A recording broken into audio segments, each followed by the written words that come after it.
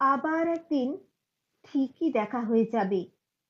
কখনো কোথাও ৫ বছর, ১০ বছর, ৫০ বছর কিংবা শতাব্দী পেরিয়ে একদিন কোথাও দেখা হবে। একদিন আবার ঠিকই দেখা হয়ে যাবে। না জানুক অন্যরা সে কথা, আমি জানি।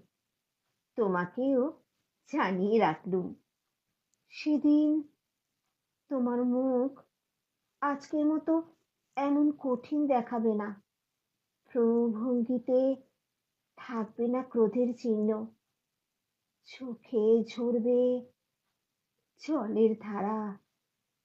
হাতে হাত রাখার উৎসবে দেখা হবে। আবার একদিন দেখা হবে। কবিতা দেখা হবে। কবি নীরেন্দ্রনাথ চক্রবর্তী। আমি পাঠে সুচন্দ্রা বসাক মণ্ডল।